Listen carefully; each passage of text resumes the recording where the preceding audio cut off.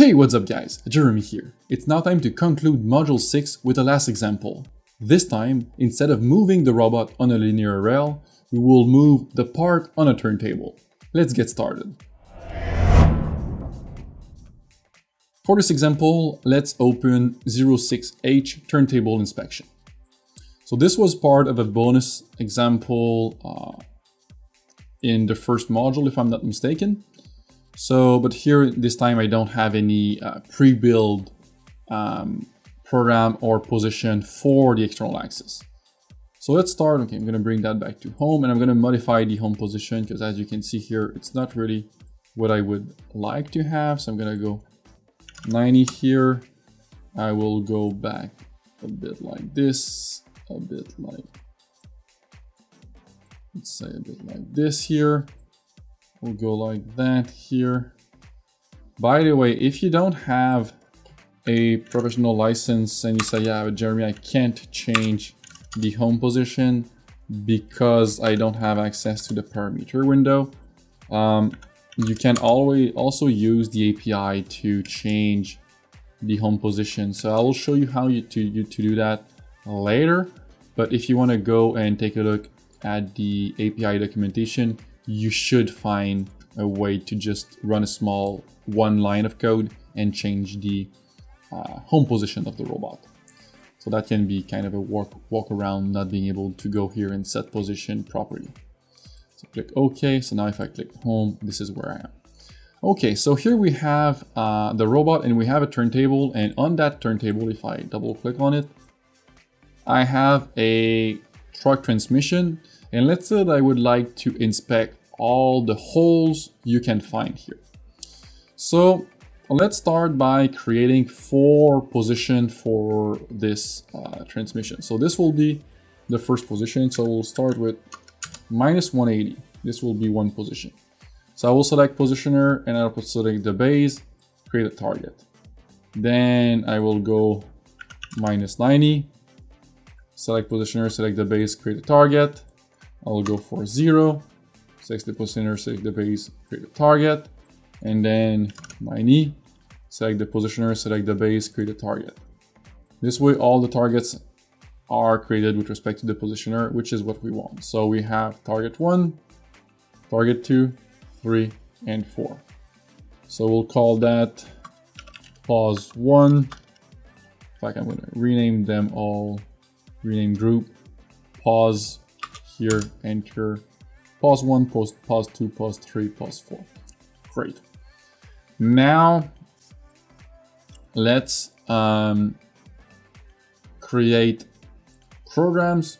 So the first one will be linked to the positioner. It's going to be go to position 1. It's going to be a joint motion in this case. There is no linear motion possible. It's just a joint motion. So this will be, again, pause 1, let's say, let's differentiate it by adding an underscore, Control C, Control V, Control V, Control V, F2, position 2, F2, position 3, F2, position 4. And this one here will be position 2, this one here will be position 3, and this one here will be pause 4. Just like that, I can go from position 1, position 2, position 3, position 4.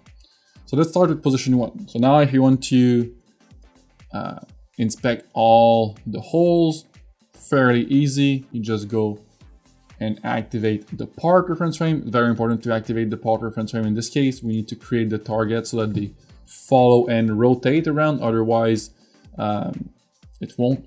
It will create just targets that will be fixed in your station, but now those needs to rotate around. So program, teach target on surface, add target, and this time we'll select snap on arc center, and I will simply create a target here, a target here, a target here, a target here. That will be the first targets. So I will rename those, rename group, and we'll say pause 1, targets, target 1. So pause 1, target 1, 2, 3, to 4, in fact, right click and create program. So this will be side 1, let's say. Cool. Then we'll go position 2, and we'll create the same exact type of program. So we'll go program, teach target on surface, select this one, select this one, select this one here, this one here, this one here.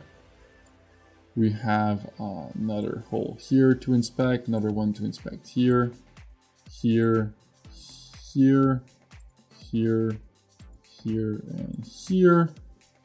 And that's it for this side. So click done, right click, rename group.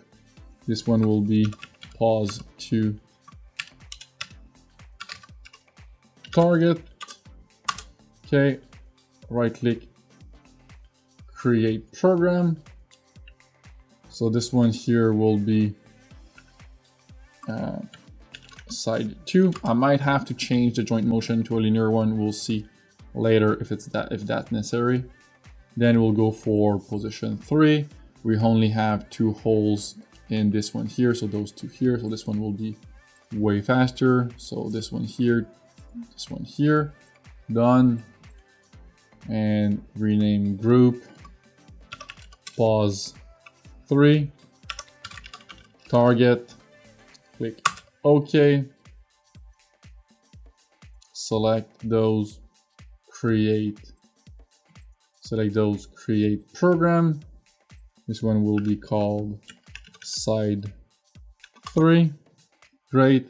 And then we just have one side left to inspect. This one has a bit more stuff.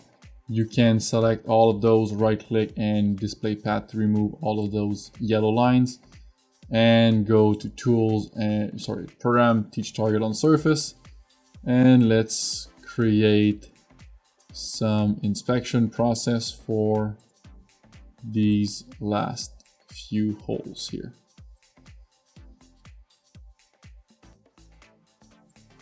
Great.